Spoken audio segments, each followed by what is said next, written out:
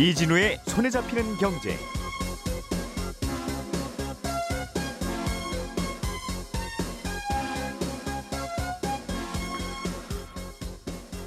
안녕하십니까, 이진우입니다. 미국 주식시장의 대표 지수인 S&P 500 지수가 2년 만에 사상 최고치를 기록했습니다. 연초에는 좀 주춤하는 듯했던 뉴욕 증시가 다시 강세 흐름으로 돌아선 배경에는 인공지능이 의외로 예상보다 세상을 많이 바꿀지도 모른다는 기대감이 끌어오르기 때문인 것으로 해석되고 있습니다. 미국의 기준금리 인하 시점이 좀 더 늦춰질 거라는 전망이 확산되고 있습니다. 오는 11월에 치러지는 미국 대선에서 트럼프 전 대통령의 당선 가능성이 또 올라가고 있다는 점이 금리 인하를 늦추는 요인이 되고 있다는 해석도 함께 나오고 있습니다. 1월 22일 월요일 손에 잡히는 경제 시작합니다. 네, 오늘은 언더스탠딩 안승찬 기자와 새로운 목소리네요. 하창환 헤르메스 스탁 본부장 두 분과 함께 이어가 보겠습니다. 어서 오십시오. 안녕하세요. 네, 미국 주식시장 이야기 좀 먼저 해보죠. 하 본부장님. 네. S&P 500 지수가 2년 만에 사상 최고치를 경신했다는 소식이네요. 네, 맞습니다. 뭐 사실 다들 아시겠지만 S&P가 이제 2년 만에 무려 이제 최고치 사상치를 또 기록을 했는데, 이게 바닥권에서 20%가 넘게 올라가면 대표적으로 이제 강세장으로 넘어가는 것이 아니냐라는 기대감이 불러일으킬 수 있는데, 일단은 S&P 지수가 다들 아시겠지만 이제 미국 증시에 상장된 양 500개의 대형주의 가격 움직임을 이제 보여주는 지수인데, 이거 자체가 이제 고점을 갱신을 했다라는 것은 상당히 큰 의미를 가지고 있다라는 거죠. 게다가 또 작년부터 약간의 좀 흔들림이 있었던 상황이기 때문에 증시에 좀 불안감이 생겼었던 그런 상황이고요. 말씀하신 대로 500개 종목을 묶어서 만든 지수이긴 한데 네. 그냥 S&P 7이라고 부르자. 맞습니다. 그냥 7개 이것만 움직이는 거지 뭐. 그건 그렇습니다. 할 네. 만큼 그 이른바 매그니피센트 7? 네. 7? 애플, 아마존, 알파벳, 마이크로소프트, 메타, 테슬라, 엔비디아 뭐 이런 회사들만 오르는 맞습니다. 네. 그런 상황이기도 해요. 네, 맞습니다. 그래서 그런 부분에서 일단 강한 기조가 나타나면서 단연 증시를 좀 끌어가고 있는 상황인데요. 일단 그 중심에 있는 것은 단연 AI입니다. AI가 굉장히 시장에서 또 핫하게 움직이고 있고, 대규모 이제 기업들의 투자들이 좀 진행이 되고 있다 보니까 거기에서의 시장의 관심도가 확 쏠리고 있는 상황이고, 그 AI가 확산이 되면서 이제 가장 크게 영향이 주는 것은 결국은 이제 반도체에 대한 수요의 급증이죠. 그 자체가 증시 자체에 굉장히 큰 활력을 불어일으키고 다양한 기업들에게 영향을 좀 미치고 있다라고 보시면 좋을 것 같습니다. 다들 AI로 몰려가는 바람에 AI 시대에 꼭 필요한 반도체 네. 수요가 급증한다. 그렇군요. 이런저런 AI에 대한 투자들이 많이 늘고 있게 해요. 정말 그 주요 IT 기업들 중에 이제 AI 안 하는 기업들이 거의 없을 만큼. 맞습니다. 네. 일단은 뭐 대표적으로 이제 아마존과 마이크로소프트에 대한 투자 이야기가 다시 한번 좀 불거졌는데요. 사실 이번에 또 다시 나온 기사들이 처음 나온 내용은 아닙니다. 이전에도 나왔던 내용이 다시 한번 좀 부각이 된 건데요. 그럼에도 불구하고 일단 굉장히 대규모로 투자가 진행이 되고 있다라는 점, 그리고 이제 파운드리 업체죠. TSMC 쪽과 연관성이 생길 수 있다라는 부분들이 상당히 좀 부각이 되면서 증시에 좀 확대 기조가 나타나고 있고요. 일단 뭐 대규모적으로 봤을 때는 아마존 같은 경우는 일본에 이제 27년까지 2조 2천억 엔을 좀 하는데, 이게 약 20조 원 수준이고요. 일단 마이크로소프트 같은 경우도 이제 3년 동안 영국에 약 4조 정도를 좀 투자를 하는 움직임들이 나타나고 있습니다. 그러다 보니까 이렇게 글로벌적인 기업들이 대규모 투자를 진행을 한다라는 것은 결과적으로 앞으로 소비자들의 수요도 어마어마하게 늘어날 수 있다라는 부분들을 우리가 확인을 할 수가 있거든요. 일단 일반적으로 증설을 한다라는 것 자체가 앞으로의 수요가 굉장히 좀 크게 늘어난다라는 관점으로 바라볼 수 있는 부분이기 때문에 굉장히 좀 기대가 된다라고 보실 수 있고, 일단 챗 GTP가 정말 우리의 삶을 상당히 좀 많이 바꾸고 있는 것 같아요. 주변에 이제 많은 분들도 GTP를 이용을 하면서 이제 이 부분들을 좀 활용을 하고 있는데, 결과적으로 이게 잘 진행이 되기 위해서는 이제 데이터를 옮기는 속도가 굉장히 중요하게 될 거고, 그 중심에는 단연 HBM이 있을 수밖에 없다라는 거죠. 그래서 그런 것들을 필두로 다양한 부분에 좀 영향을 미친다라고 보시면 좋을 것 같고, 또 이 투자에 대한 부분이 지금은 AI 쪽으로 많이 쏠려 있기는 하지만 데이터 수집 이후에는 그런 것들을 활용하기 위해서 AI 뭐 소프트웨어라든지 뭐 로봇이라든지 뭐 이제 또 사물과 연결하는 이런 IoT까지 굉장히 다양한 부분으로 좀 엮여 있기 때문에 앞으로의 시장 자체는 굉장히 큰 변화가 나타날 수 있지 않을까라고 바라보고 있는 상황입니다. 지금 인공지능은 챗GPT에서 시작됐지만 그렇죠. 그 챗GPT라는 인공지능 등등을 많이 발전시키기 위해서는 여러 데이터들을 넣어줘야 되고 네. 그 데이터는 집안에서 주부가 냉장고 여는 시간대에도 중요한 데이터가 될 수 있으니까 맞습니다. 온 가전제품들이 다 데이터 모으기에 나서게 될 거고 네. 그러면 가전제품에 반도체 하나씩 더 넣어야 되고 네. 그런저런 기대감들이 계속 커지고 있다는 말씀인 것 같아요. 아무래도 마이크로소프트가 시총 1위 기업이 됐다는 게 아마 상징적인 사건. 네. 이제 인공지능 시대인가 보다. 지금까지는 2000년대는 PC의 시대였고 그 이후에 스마트폰의 시대로 넘어가면서 애플이 1등이었다면 맞습니다. 이제는 스마트폰하고는 관계가 없는 마이크로소프트가 1등이 됐다는 게 이게 인공지능 시대가 온다는 뜻 아니겠냐. 뭐 이런 해석도 있을 수 있는 것 같아요. 네, 맞습니다. 뭐 말씀 주신 것처럼 일단 시가총액 1위가 된다라는 것은 상당히 큰 의미가 있다라고 보시면 좋을 것 같습니다. 그 시대를 연다라고 보실 수가 있는데 말씀 주신 것처럼 PC에서 이제 스마트폰으로 넘어갔고 이게 다시 AI 쪽으로 넘어왔기 때문에 앞으로의 이 시장 자체가 굉장히 좀 크게 열릴 수 있지 않을까. 사실 애플이 이렇게 자리를 내줄 거라고 미리 생각하신 분들은 거의 없을 거라고 생각을 하고 있거든요. 그러니까 그만큼 마이크로소프트가 이제 회복이 되고 있는 이 상황이 굉장히 AI 쪽에서 투심 자체가 센티적으로 봤을 때 굉장히 좋아질 수밖에 없는 환경이 되고 있다라고 보시면 좋을 것 같고 실질적으로 마이크로소프트라는 기업의 이런 실적을 보시더라도 뭐 사업 포트폴리오의 재편과 M&A 그리고 이제 중국 리스크를 회피하는 이런 여러 가지 전략들을 하면서 매출액과 순이익이 상당히 좀 좋아지고 있고 기업의 데이터 넘버 자체도 좋아지고 있는 상황이기 때문에 이게 막연하게 그냥 기대감으로만 좋아지는 것은 아니다. 그럼 마이크로소프트 이렇게 기업의 실적도 좋아지고 사업의 포트폴리오가 좋아진다라는 거는 앞으로 AI와 연관되어 있는 대부분의 기업들이 상당히 좋아질 수 있지 않을까라는 기대감을 또 커지게 만드는 요인으로 작용할 수 있기 때문에 상당히 좀 큰 의미를 가질 수 있다라고 보시면 좋을 것 같고 뭐 대표적으로 마이크로소프트 하면 이제 오픈 AI를 또 빼놓고 얘기할 수가 없는데 이것 때문에 오르는 주가죠. 뭐 마이크로소프트의 기존 사업이야 뭐 잘하는 거 이미 알고 있었고. 그렇죠. 다만 좀 지루한 사업 아니냐. 맞습니다. 이런 정도의 느낌이 살짝 있었는데 성장 엔진이 생겼다고 보는 거겠죠. 그렇죠. 그래서 뭐 오픈 AI가 이제 1년 만 57배나 성장을 한 것도 결국에는 엄청나게 많은 수요가 있기 때문에 이뤄진 쾌거가 아닌가라고 바라보고 있는 상황입니다. 그러게요. 이 열풍을 가만히 들여다보면 예전에 그 미국의 서부 개척 시대에 네. 서부로 가면 금광이 있대.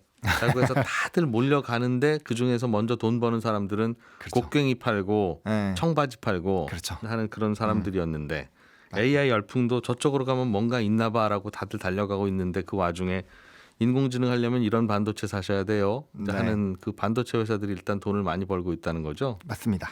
TSMC. 네, 일단 뭐 TSMC 같은 경우도 사실 저번 주부터 시작한 이제 또 증시의 활황을 일으킨 또 주요 요인이라고 보실 수가 있는데 일단은 뭐 말씀 주신 것처럼 이렇게 판매를 할 수 있는 여건 자체가 굉장히 좀 높아졌다라는 것이 상당히 좀 긍정적이고 일단 TSMC CEO 같은 경우도 강력한 AI 수요를 바탕으로 이제 앞으로의 성장성이 굉장히 좋아질 거다라는 엄청나게 높은 이런 전망치를 좀 내놓은 상황이죠. 그러다 보니까 기대감 자체가 굉장히 높아진 상황이고 뭐 아직까지는 주요 반도체 종목군들이 뭐 이런 감사한 흐름들이 유지가 되고 있지만 만약에 이렇게까지 수요가 늘어나는 국면으로 넘어간다면 당연히 좀 달라질 수 있겠죠. 게다가 오픈 AI의 이제 샘 올트먼 CEO가 뭐 자체 인공지능 개발을 위해서 UAE 투자자들이라든지 뭐 대만 TSMC와의 협업을 한다 이런 얘기들도 지금 솔솔치 않게 나오고 있는 상황이기 때문에 앞으로 좀 기대감이 높아질 수밖에 없고 또 오픈 AI 같은 경우는 GPT 이제 4에 대한 주요 개발 업그레이드를 진행 중이잖아요. 또 이게 나오게 됐을 땐 또 유료화와 더불어서 시스템 자체가 굉장히 좋아질 것이라는 기대감이 있기 때문에 뭐 상당히 뭐 전반적인 분위기 자체가 좋아지고 있다라고 보시면 좋을 것 같습니다.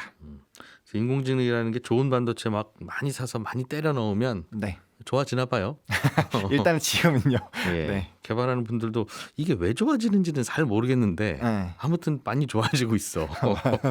맞습니다. 나도 이렇게 좋아질 줄은 잘 몰랐어라는 반응 들이더군요. 아무튼 그래서 인공지능 열풍이 이 새해에 미국 증시에서는 바람으로 나타나고 있다는 네. 내용일 것 같은데 우리나라 투자자들은 그럼 다 그냥 따라가면 되는 겁니까? 대체로 보면 우리나라는 여기에서 이제 반도체 공급하는 회사 정도가 이 트렌드에 따라가는 것 같아요. 맞습니다. 일단은 단기적으로는 이제 말씀해주셨던 것처럼 데이터를 수집을 해야 되는 지금 기간입니다. 그러다 보니까 데이터를 수집하는 쪽과 연관성이 있는 기업들을 먼저 보시는 게 맞고요. 그다음에 지금 데이터를 수집을 하더라도 이제 데이터를 옮기는 속도 자체가 좀 이슈가 되고 있기 때문에 그와 연관된 뭐 대표적으로 좀 부각됐었던 기술이 이제 CXL이라는 기술이죠. 그러니까 그런 것들을 좀 일단 단기적으로 보시되 이게 수집이 끝나고 났을 때부터는 정말 다른 개념으로 넘어갈 수 있거든요. 그러니까 데이터를 수집할 때까지는 엔비디아가 가장 뜨거운 감자 중에 하나이겠지만 수집이 끝난 다음부터는 얘기가 달라질 수 있습니다. 앞으로 활용을 해야 되기 때문에 소프트웨어 쪽도 당연히 뒷받침이 돼야 되고요. 그다음에 그걸 통해서 가장 많이 활용할 수 있는 것 저는 아무래도 로봇이라고 생각을 하고 있거든요. 그래서 로봇이라든지 뭐 XR이라든지 인공지능을 활용하는 것은 결국 로봇일 것이다. 네, 저는 그렇게 생각을 하고 있습니다. 그러니까 이거는 사람마다 생각이 좀 다를 수 있는데요. 어쨌든 그 데이터를 수집한 이후에 활용도를 어디까지 펼쳐 나갈 것이냐, 그리고 어디가 가장 많은 기업들의 돈을 빨아들이고 사람들의 수요를 끌어낼 것이냐, 이거를 중심으로 좀 보시면 좋지 않을까 생각을 하고 있습니다. 데이터를 수집한다는 게 무슨 뜻이에요? 그러니까 이제 빅데이터를 이제 모아서 이제 옮겨줘야 되잖아요. 어디에다가? 인공지능한테? 그렇죠. 인공지능한테 옮길 수도 있고요. 여러 가지 데이터들이 모여 있어야 그 변수에 따른 상황에서의 대응을 할 수 있기 때문에 그건 그냥 전선으로 연결해 놓으면 데이터 가는 게 아닌가 봐요. 그렇죠. 물론 전선으로도 이어서 할 수 있지만 우리가 이제 자유도를 위해서는 무선으로 옮길 수 있게 해야 되고 그에 따라 이제 통신망이라든지 뭐 위성이라든지 이런 쪽으로도 확대가 될 수 있어서 실시간으로 데이터를 모아서 써야 되니까. 맞습니다. 네. 그 과정에서 통신이라든가 계산하는 칩들이라든가 이런 게 많이 필요할 거다. 그렇습니다. 그리고 데이터가 엄청 막강하기 때문에 그 수많은 데이터들을 정말 빠르게 훑어야 되잖아요. 그렇기 때문에 속도 부분이 굉장히 좀 중요시가 되고 있다라고 보시면 좋을 것 같습니다. 예. 자, 다음 소식으로 넘어가 보겠습니다. 안승찬 기자. 네. 그 미국이 기준금리를 빠르면 3월 달에도 내릴 거야. 이제 2024년 되면 금리 내려갈 일밖에 안 남았어요. 하는 게 이미 작년 하반기에 반영이 돼서 작년 하반기에 미국 금리가 특히 장기 금리가 먼저 많이 내리기도 했는데 예. 야, 이게 생각보다는 안 내릴 것 같아? 하는 쪽으로 분위기가 바뀌고 있습니까? 그거 좀 바뀌고 있습니다. 그 연방 기금 선물이라고 해서 예. 미국의 기준금리를 놓고 이게 앞으로 어떻게 될 거냐 이렇게 이제 예상하는 선물 상품이 있거든요. 내기하는 곳이죠. 그렇습니다. 그러니까. 마치 이제 스포츠 경기 베팅 사이트에서 도박사들이 누가 얼마 이길 거야 예. 이렇게 이제 베팅하는 것처럼 요걸 보면 이제 얼마나 미국 기준금리가 어떻게 될 것이냐 요걸 이제 시장에서 예상하는 걸 정확하게 알 수 있는데 작년 말에 그 3월에 미국 연준이 금리를 인하할 것이다. 요 가능성이 90%가 넘었었거든요. 네. 그러니까 거의 뭐 3월부터 금리 인하 시작할 거야 이렇게 예상했다는 뜻인데 어젯밤에 제가 확인해 보니까 이 수치가 46% 정도까지 떨어졌더군요. 그러면 이제 절반 이하만 그렇게 생각한다. 그렇습니다. 그러니까 베팅이 굉장히 낮아진 거고 왜 이런 변화가 나타나느냐. 물론 뭐 물가가 생각보다 빨리 안 떨어지고 뭐 미국의 소비도 생각보다 좋고 뭐 이런 측면들도 당연히 있겠습니다만 그 미국 대선에서 트럼프 전 대통령이 부상하고 있다는 정치적인 이슈 요것도 네. 금리 금리 인하를 늦추는 요인이다 이런 해석이 나옵니다. 이게 그냥 일부에서 죄송합니다. 일부에서 떠드는 얘기가 아니고 그 애틀란타 연방준비은행의 그 보스틱 총재라는 사람이 있는데 이 사람이 지금 그 연준에서 금리 투표하는 위원 중에 한 명입니다. 네. 연준 내에서도 대표적으로 금리 좀 빨리 내려라 이렇게 주장하는 비둘기파로 속하는 인물인데 예. 이 사람이 최근에 뭐라고 말했냐면 연준이 기준금리를 내려서 정상화시키는 시점은 3분기는 되어야 될 것 같다. 근데 그 이유 중에 하나가 올해 미국의 대선이 있어서 그렇다. 이렇게 말을 했습니다. 무슨 관계가 있다는 거예요? 이게 사실은 트럼프의 재집권 가능성을 두고 조금 올해는 보수적으로 움직여야 된다. 이런 얘기를 한 것으로 지금 해석이 되고 있습니다. 트럼프 대통령의 인기가 생각보다 강하다. 그렇죠.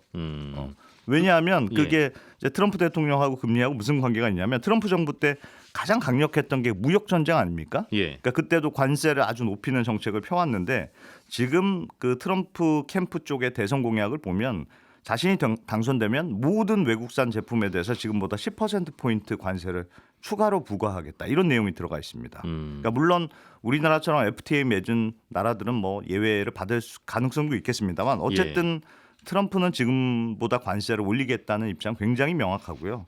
실제로 수입하는 물건에 전보다 10%포인트 관세를 높인다. 그럼 그만큼 이제 물건값이 올라간다는 뜻이니까 네. 이거는 물가를 상승하는 요인이 될 수 있는 거 아니냐 이런 걱정이 있는 거고 음흠.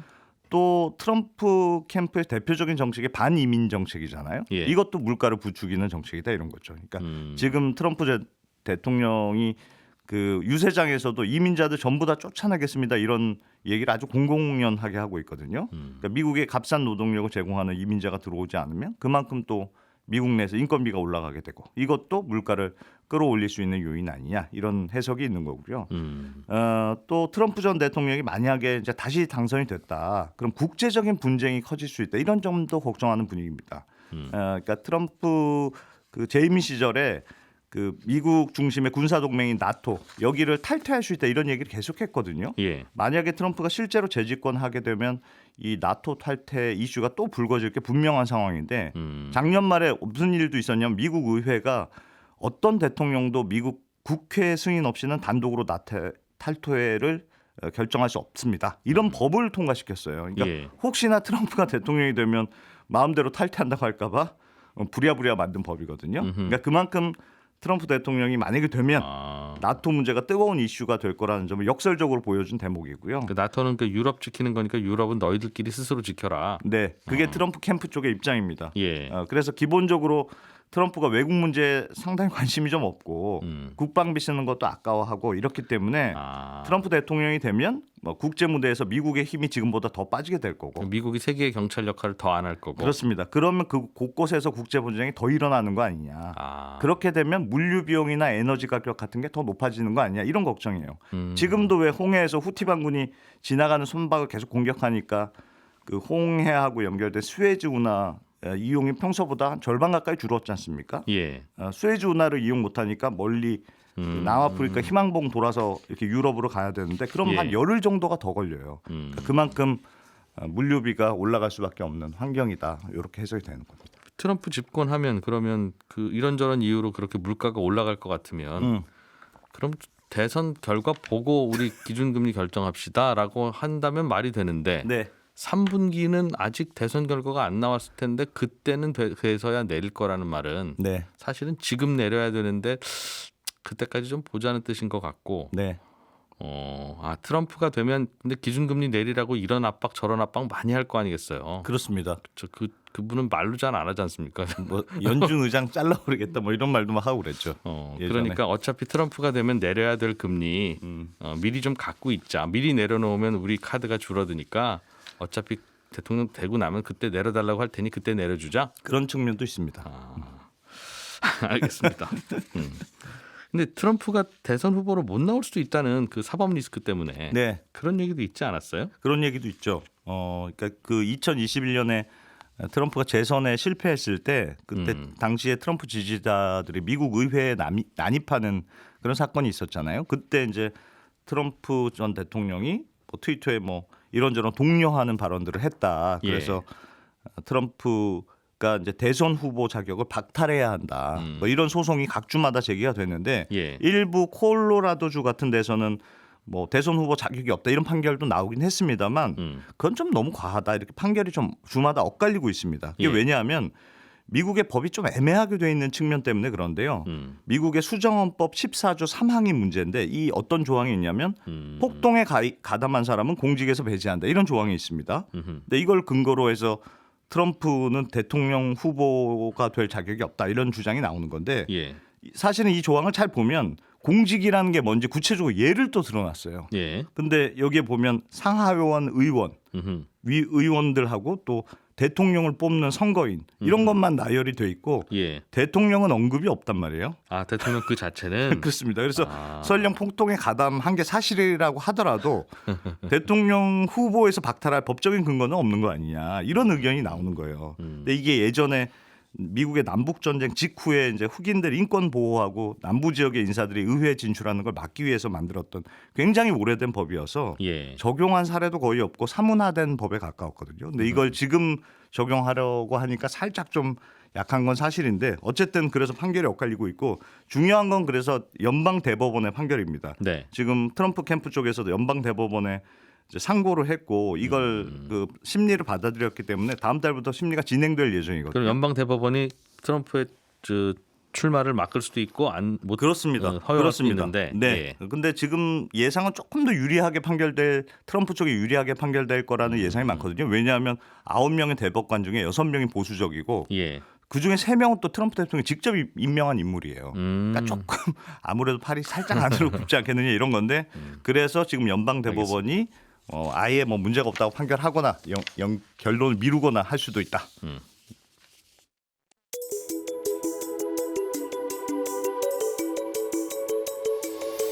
경제를 생각하는 사람들의 즐거운 습관, 이진우의 손에 잡히는 경제를 듣고 계십니다. 매주 처음과 끝에 찾아가는 특별한 코너, 친절한 경제가 이어집니다.